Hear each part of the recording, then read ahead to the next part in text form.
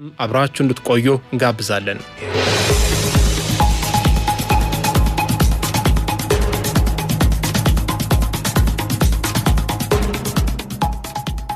ዓለም እንዴት ዋለች? መረጃዎቹን ከሀገር ውስጥ አስቀድማለሁ። የኢትዮጵያን ቋንቋዎች በዲጂታል ቴክኖሎጂ ለማዘመንና ለማልማት ስምምነት ላይ ተደረሰ። የገንዘብ ሚኒስቴር ከ269 ቢሊዮን ብር በላይ ዋጋ ያላቸው የግምጃ ቤት ሰነዶችን ለጨረታ ሊያቀርብ መሆኑን አስታውቋል። የገንዘብ ሚኒስቴር እንደ አውሮፓውያን አቆጣጠር ለ2026 አራተኛ ሩብ ዓመት የሚውል የመንግስት ግምጃ ቤት ሰነድ የጨረታ መርሃ ግብርን ይፋ አድርጓል።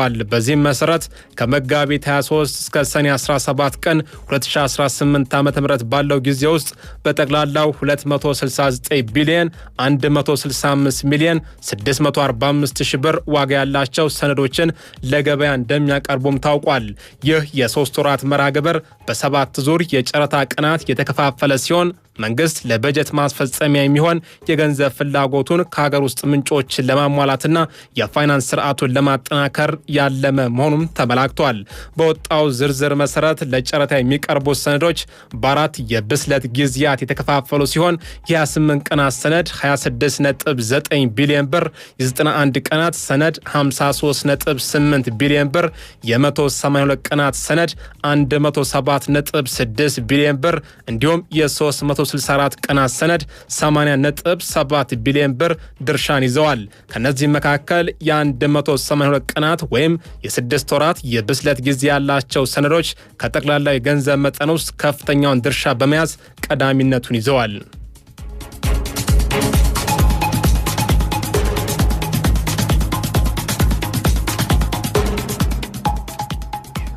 በመዲናዋ የተዘረጉ መሰረተ ልማቶች ለዘመናዊነት ጉልህ ሚና እየተጫወቱ ነው አሉ የአዲስ አበባ ከተማ አስተዳደር ከንቲባ አዳነች አቤቤ። ከንቲባዋ ይህን ያሉት በቂርቆስ ክፍለ ከተማ አዲስ መሶብ የአንድ ማዕከል አገልግሎትን ስራ ባስጀመሩበት ወቅት ነው። በከተማ አስተዳደሩ አራተኛው አዲስ መሶብ የአንድ ማዕከል አገልግሎት በ20 ተቋማትና 112 አገልግሎቶች ስራ መጀመሩም ተመላክቷል።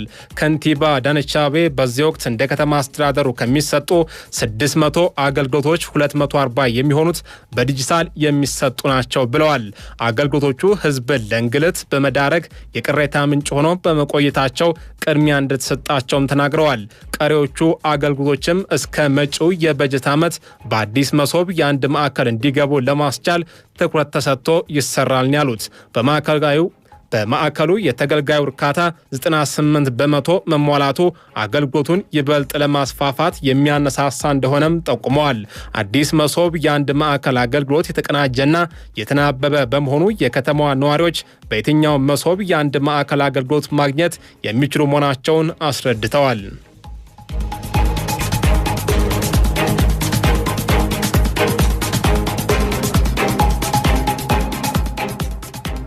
አዲስ አበባን የዓለም አቀፍ ቢዝነስ መሪዎች ማዕከል የሚያደርጋት አራተኛው የኢንቨስት በኢትዮጵያ ፎረም ተከፈተ። መጋቢት 17 ቀን 2018 ዓ.ም ኢትዮጵያ ለኢንቨስትመንት ዝግጁ ናት በሚል መሪ ቃል በርካታ ባለሀብቶችን እየሳበ የቢዝነስ ፎረም በአዲስ አበባ ተጀምሯል። በኢትዮጵያ ኢንቨስትመንት ኮሚሽን ከገንዘብ ሚኒስቴርና ከልማት አጋሮች ጋር በመተባበር የተዘጋጀው ይህ ጉባኤ በሀገሪቱ ያሉ ያልተነኩ የኢንቨስትመንት አማራጮችን ለዓለም አቀፍ ማህበረሰብ ለማስተዋወቅ ያለመ ነው። ፎረሙ ለሁለት ተከታታይ ቀናት የሚቆይ ሲሆን በቆይታው የኢኮኖሚ መዋቅራዊ ለውጥ ሊያመጡ በሚችሉ ቁልፍ ዘርፎች ላይ ትኩረት አድርጎ እንደሚመክር ይጠበቃል። በጉባኤው ከ800 በላይ የሚሆኑ ዓለም አቀፍ ባለሀብቶች፣ ከፍተኛ የፖሊሲ አውጪዎችና የንግድ መሪዎችም ተገኝተዋል። መድረኩ በዋናነት በግብርናና ማኒፋክቸሪንግ፣ በኢነርጂና ማዕድን፣ በአይሲቲና ቱሪዝም እንዲሁም ዲጂታል ኢኮኖሚን መገንባትና የቱሪስት መዳረሻዎችን ማልማት በሚሉ ስትራቴጂካዊ ዘርፎች ላይ ያተኩራል ተብሏል። ዘገባው የባልደረባችን ሀና ሰይፉ ነው።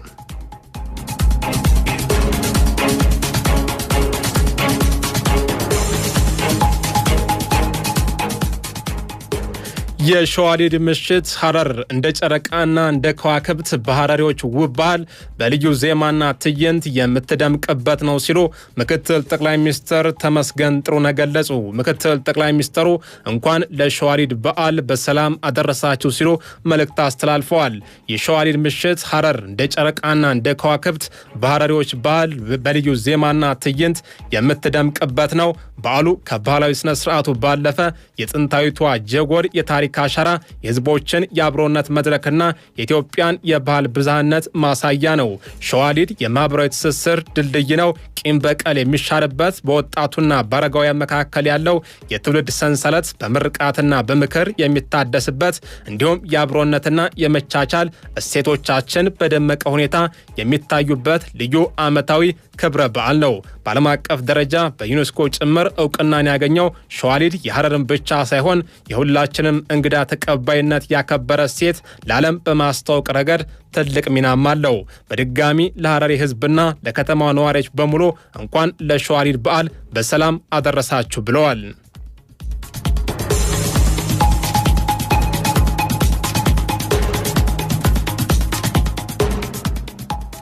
የተከበራችሁ አድማጮቻችን ኢትዮ አመሻሻችንን እያደመጣችሁ ትገኛላችሁ።